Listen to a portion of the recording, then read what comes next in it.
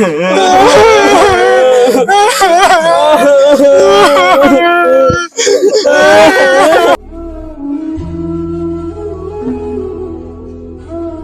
भैया, अब ज्यादा सोचला से कुछ फायदा ना हुई।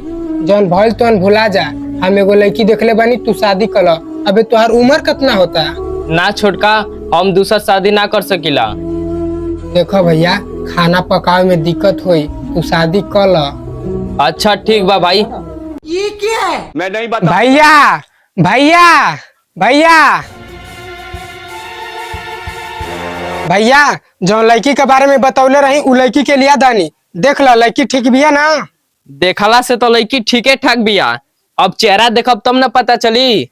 तो शुभ काम में देरी का, घूंघट उठा के देख ला।